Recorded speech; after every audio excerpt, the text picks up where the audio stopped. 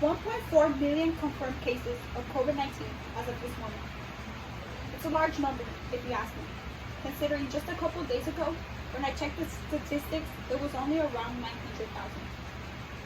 These numbers are growing quicker than many of us could have ever imagined. And to really understand the seriousness of the situation, I think it had to get to the point where we're now having school online and we're constantly prompted by news reporters to quarantine, to wash our hands, and to be cautious when we go outdoors. These times are most definitely scary and unknown, but they're also wonderful in that they're allowing us to cherish so many of the things I dare say we've taken for granted. Today, I will discuss a few of those things this pandemic and this quarantine has allowed us to cherish more. Our free time, our family, and our environment. First, our free time, because it's allowing us to reflect about our future, to research our career or other careers we might want to pursue or we're thinking of pursuing.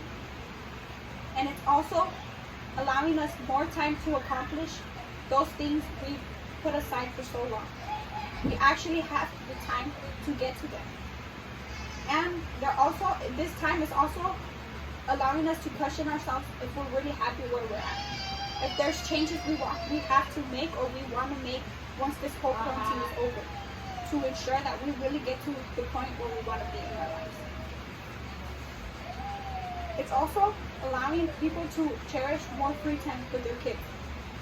Some parents are constantly traveling and don't get to see their kids maybe only, if any, maybe just 2 to 3 times a week or 2 to 3 times a month.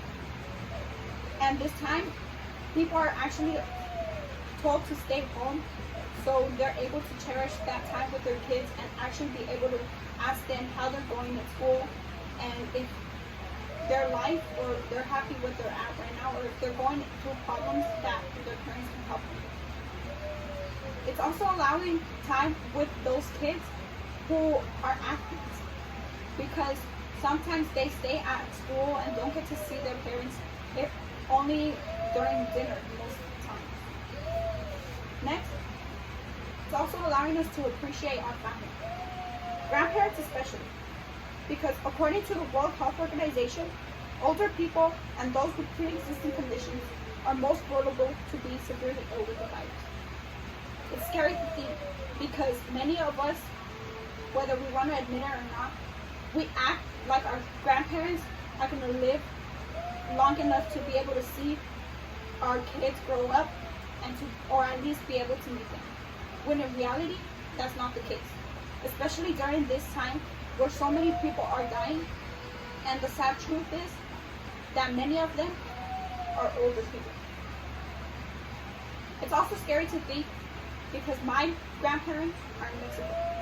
I don't get to see them as often as I'd like, but this situation, this pandemic is really making it clear to me that I really should appreciate more of my time when I see them. I should make it a priority to get to know them better or to have that interaction because you never know, they might not be there later on. It's also allowing us to appreciate essential workers in our family. In an article by Allison Bowen, who's a reporter for Chicago Tribune, she interviews a couple who are both nurses, Terrence E. and Rivari C. They have teenage children, and after every shift, they go straight home, go to the shower, eat dinner with them, but have no direct contact.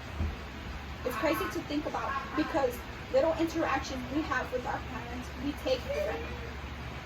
Sometimes when we're having a really bad day and you really want a hug where nobody lets you go, most of the time your parents are there. And to think that during these times when your parents are going through those tough days, being nurses or being construction workers or teachers or whatever it is that you do that is considered an essential worker, they're risking their lives. And the things that they see throughout every single day are scary and just makes them want to embrace their family. But they can't because they have to maintain that distance to avoid their kids from getting sick. Lastly, it's allowing us to cherish our environment. According to an article in Washington Post by Andrew Friedman and Laura Tierney, air quality has improved, not only in the US, but worldwide. In this article, these authors depict two maps, one from March 1st to April 5th of 2019, and another from March 1st to April 5th, 2020. In these two maps, you can really see a significant difference in nitrogen dioxide in the environment. Another quite mesmerizing article was one that was posted on The Guardian, which is a British daily newspaper.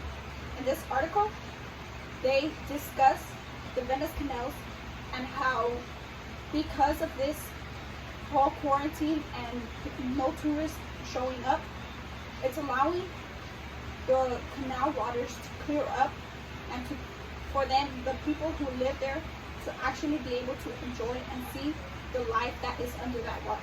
The fish, the plants, crabs, etc. So this is a great time because it's also clearing up our environment.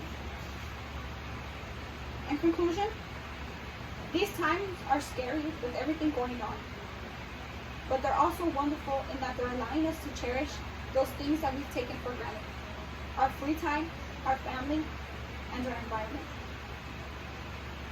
It might seem that the negative is outweighing the positive because so many people are constantly dying in the hospitals alone and isolated. But one thing that this pandemic is really making clear is that life is short. And we have to turn this situation around in our favor to really be able to truly appreciate our everyday life. So I challenge you to sit down and brainstorm a goal you want to accomplish. It could be now, or it could be for a few years later down the line. But I want you to sit down and make a plan of how you're going to get there. What is it you're going to do, or what is it that you can do now with this extra time that you have in your hands to really get to where you want to be in a few years down the line. Especially since now more than ever, people are online. So if you want to reach out to people, you know they'll get the message, especially since they're online most of the day, because that's a lot of the only thing you can do. So just really keep in mind that life is short, and what you can do now can really make a difference. Thank you.